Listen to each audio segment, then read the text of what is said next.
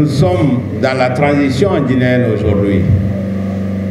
Il y a transition lorsqu'il y a un blocage. Donc c'est une étape intermédiaire entre deux présidences élues. Il y a transition parce qu'il y a crise. Il y avait une crise à la fois de légitimité, une crise économique, une crise sociale qui s'est ajoutée à la crise sanitaire. Il y a eu crise parce qu'un président de la République a décidé de voter une nouvelle constitution, de faire un troisième mandat et de se mettre président à vie. La Guinée a lutté, nous avons tous lutté dans le cadre du FNDC contre cette décision arbitraire et les militaires sont venus parachever par un coup d'État militaire. Alors on nous a dit, oui c'est un coup d'État militaire. Moi j'ai dit oui, mais avant le coup d'État militaire, il y avait eu déjà un coup d'État constitutionnel. Donc c'est un coup d'État qui a remplacé un autre coup d'État, vrai ou faux? Voilà. Alors, cette transition, nous la voulons réussie. Qu'est-ce qu'une transition réussie? C'est une transition qui réconcilie les Guinéens.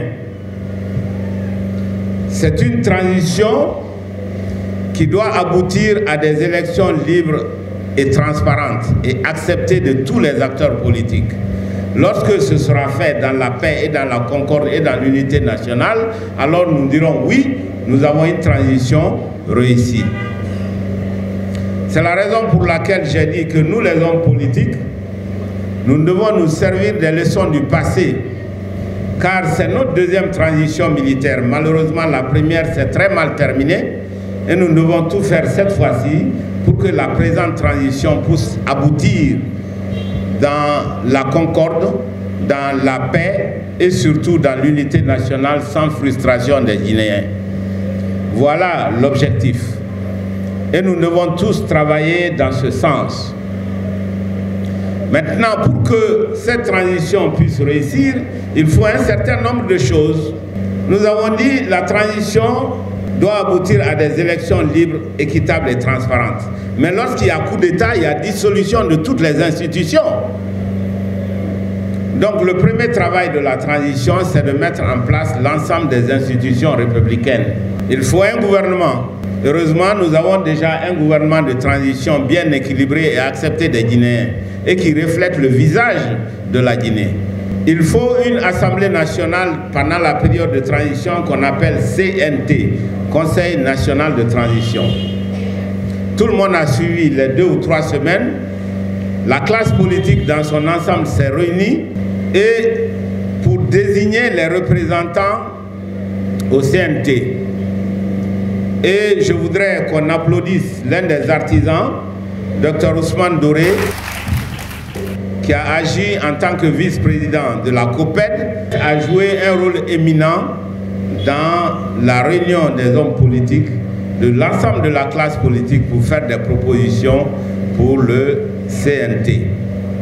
Bien sûr, il y a quelques partis qui se sont désolidarisés, mais tout le monde est témoin que cette répartition a été équitable. Puisque même tous les grands partis, ils ont eu 2 délégués, les très grands partis que nous connaissons en Guinée ici, mais j'annonce aussi qu'au niveau de la COPED, nous avons eu 2 délégués et le PADES a eu 1 délégué, 1 conseiller. Voilà. Mais ce n'est pas tout. Il faut mettre les autres institutions en place. À part le gouvernement et le Conseil national de la transition, il faut mettre la Cour suprême, la Cour constitutionnelle, la Cour de justice et surtout la nouvelle constitution qui doit être votée par le peuple de Guinée. On n'a pas commencé à écrire encore cette nouvelle constitution. L'écriture de la nouvelle constitution et le référendum seront pilotés par le Conseil national de transition dont nous ferons partie. Donc voilà ce qu'il va faire, ce que l'on va faire pendant cette transition. Mais ce n'est pas tout. Au-delà des institutions républicaines qui vont être en place, au-delà du gouvernement de transition, il va falloir que le gouvernement ait un programme économique minimum, un programme culturel, un programme diplomatique, bref, un programme gouvernemental. Dans ce programme gouvernemental, il faut un programme d'investissement minimum. Bien sûr, tout le monde le sait, le rôle de la transition n'est pas de faire le développement économique d'un pays, parce que le développement économique est un processus à long terme. Or, la transition est limitée dans le temps. La durée d'une transition, même si ce n'est pas dans la charte de la transition qui a été publiée, tout le monde sait que la durée d'une transition, c'est entre 2 et 3 ans. Voilà ce que va durer la transition. Donc, à partir de ce moment, il faut que le gouvernement de transition, lui aussi, travaille sur la base d'un programme minimum, un programme d'investissement minimum. Ça, c'est important. Au-delà de ça, le gouvernement de transition doit avoir un programme de stabilisation macroéconomique. Qu'est-ce que ça veut dire? C'est un programme qui va maintenir un taux d'inflation raisonnable. Vous vous souvenez, à cette assemblée ici, j'avais dit que l'inflation avait augmenté l'année dernière, il y a quelques mois, avant la fin du régime du professeur Alpha Condé, lorsqu'on avait augmenté les prix du carburant et autres, n'est-ce pas? J'avais dit que le taux d'inflation sera au-delà de 10%. Parce que c'est ce que nous indiquent les sciences économiques. Aujourd'hui, on est à 12%, donc bien au-delà de 10% d'inflation. C'est la raison pour laquelle la transition, le gouvernement de transition doit maintenir un programme de stabilisation macroéconomique pour ne pas que le taux d'inflation augmente et mine le pauvre pouvoir d'achat des Guinéens. Un pouvoir d'achat déjà très entamé et qui est très maigre dans un pays très pauvre, il est important de maintenir la valeur de la monnaie. Mais ce n'est pas tout. À côté de cela, le gouvernement de transition, le CNRD, doivent tout faire pour assainir les finances publiques de la Guinée. Assainir les finances publiques de la Guinée, c'est aussi réaliser des audits pour la transparence de la gestion économique en Guinée. Je sais, lorsqu'on parle d'audit, il y a beaucoup de gens qui pensent que c'est une chasse aux sorcières. Pas du tout. Les audits permettent simplement de réduire l'évasion fiscale à grande échelle que nous avons connue pendant le régime du professeur Alpha Condé. Tout le monde sait qu'en Guinée, nous sommes passés de 20 millions de tonnes de bauxite à 80 millions de tonnes de bauxite. Et on se pose la question, où est l'argent? Où va l'argent? Personne ne peut te dire où est l'argent de la Guinée. Parce qu'on n'arrive pas à faire les routes. Regardez, on fait 6 heures de temps entre Conakry et Kindia. C'est vrai ou c'est pas vrai? Ben alors,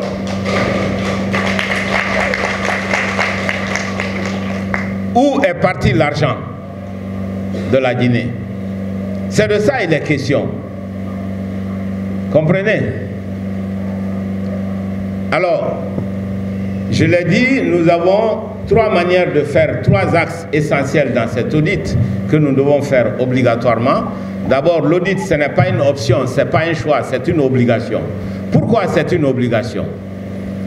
Parce qu'à partir du moment où nous avons de l'évasion fiscale à grande échelle, s'il n'y a pas de sanctions, on n'arrête pas le système, ça veut dire que les années à venir, on ne verra pas la couleur de l'argent de la Guinée. Les mêmes vols vont continuer. C'est ça le problème. Donc l'audit que l'on fait, ce n'est pas pour le passé, mais c'est pour l'avenir. On n'audite pas pour le passé, on audite pour l'avenir. C'est très important. Donc vous voyez, et j'ai dit les axes. Premièrement, c'est de voir pourquoi l'argent de la Guinée ne rentre pas dans les caisses du trésor. Les 80 millions de tonnes de bauxite, où sont partis les taxes et impôts? Donc il faut qu'on cherche à savoir. Le port autonome de Conakry, où va l'argent? Il faut qu'on cherche à savoir. Partout où le trésor guinéen doit gagner de l'argent, les montants sont dilapidés. On ne sait pas où c'est parti. Voilà le premier axe. Deuxième axe, ce sont les grandes dépenses sans objet. On a sorti beaucoup d'argent pour faire les routes. Près de 3 milliards de dollars. Où sont ces routes-là en Guinée? Moi, je ne les vois pas. On a sorti beaucoup d'argent pour faire les universités, pour faire les écoles, pour faire les hôpitaux. Où est parti l'argent de la Guinée? Voilà ce qu'il faut chercher. C'est le deuxième axe. Mais il y a un troisième axe. C'est parce que l'État a donné beaucoup d'argent dans les entités publiques, telles que l'ANAIM, telles que la Naval, telles que les grandes entreprises publiques, telles que l'ANIES, telles que la lutte contre Ebola, etc. Comment on a utilisé cet argent-là? Voilà le troisième axe sur lequel on doit se pencher pour chercher les ressources de la Guinée qui ont été dilapidées. Voilà un peu, voilà les raisons pour lesquelles l'assainissement des finances publiques est indispensable pendant la transition. C'est ce qui est arrivé au Ghana avec Jerry Rawlings. Le Ghana était réputé être l'un des pays les plus corrompus et un des pays les plus pauvres d'Afrique. Mais lorsque, pendant la transition ghanéenne, il y a eu des sanctions, il y a eu des audits, eh bien le Ghana a pris le chemin de la croissance. C'est ce que veut la Guinée. Alors, il y en a qui se demandent quel est le lien avec le niveau de vie des Guinéens. C'est quelque chose que nous devons expliquer. S'il n'y a pas d'assainissement financier, l'État sera incapable de faire les infrastructures. L'État sera incapable de faire les routes, de faire l'eau, de faire l'électricité, de construire des hôpitaux, de construire des bonnes écoles, de mieux payer ses enseignants. Et si l'État est incapable de faire tout ceci, il n'y aura jamais d'entreprise en Guinée. Mais s'il n'y a pas d'entreprise en Guinée, tous ces jeunes-là vont rester au chômage. Déjà, les jeunes Guinéens, qu'ils soient diplômés ou non diplômés, ils sont toujours au chômage, pratiquement. Vrai ou faux? Alors, pour trouver la solution à ce problème de chômage, il faut une économie qui marche. Et pour qu'une économie marche, il faut qu'il y ait des infrastructures dans cette économie-là. Il faut qu'il y ait des entreprises dans cette économie. Mais pour qu'il y ait des entreprises dans l'économie, il faut que l'État ait des ressources. Et pour que l'État ait des ressources, il faut qu'on arrête les voleurs en Guinée. C'est très simple. Voyez-vous, tout est lié. C'est pourquoi on doit faire l'assainissement des finances publiques. Parce qu'il faut trouver des solutions aux problèmes de la Guinée. Il faut réduire la pauvreté. En 2020, la Guinée se trouve encore parmi les 12 pays les plus pauvres de la Terre. Il y a 189 pays aux Nations Unies, la Guinée se trouve parmi les 12 pays les plus pauvres. Est-ce que c'est acceptable? Est-ce que c'est acceptable? Alors que nous avons tout ici, nous avons la bonne pluie, nous avons beaucoup de bauxite, les 2/3 des réserves mondiales, nous avons l'or, nous avons le diamant, nous avons le fer et nous avons la pauvreté. C'est pas normal. Vive le président Dr. Ousmane Kaba. Avant la pauvreté. Et nous avons tout ça et nous avons le chômage de nos jeunes. C'est pas normal. Donc, le programme du PADES, c'est de combattre le chômage des jeunes. C'est de combattre la pauvreté des femmes. C'est de combattre la pauvreté du Guinéen. C'est ça le programme du PADES. Et il est important de le dire, parce que les Guinéens doivent être unis autour des valeurs. Nous sommes juste un pays de 13 millions d'habitants. On n'est pas nombreux. Et avec toute cette richesse, pourquoi on est toujours pauvre? C'est pas normal. Et c'est pour ça qu'on se bat. On se bat pour la dignité du Guinéen, pour la démocratie, et rien de cela ne peut se faire. Il n'y aura pas de développement, il n'y aura pas de démocratie s'il n'y a pas d'unité nationale. C'est très important. Tous les Guinéens sont frères et sœurs. Donc, il faut qu'on accepte l'inclusivité. Et je le dis très souvent quand je suis avec les gens, est-ce qu'on oblige quelqu'un à être président de la République? On n'oblige personne à être président de la République. Si vous n'aimez pas une partie des Guinéens, ne soyez pas le président de la République. Si vous voulez être président de la République, c'est qu'il faut aimer tous les enfants de la République. D'accord? Il faut qu'on soit cohérent. C'est pourquoi le PADES est un parti qui a toujours prôné l'unité nationale et qui a toujours agi dans ce sens. Et c'est très important. Nous devons traiter tous les Guinéens sur la base de la même base d'égalité et de fraternité. Parce qu'après tout, nous sommes tous Baba Goto, Nene Goto.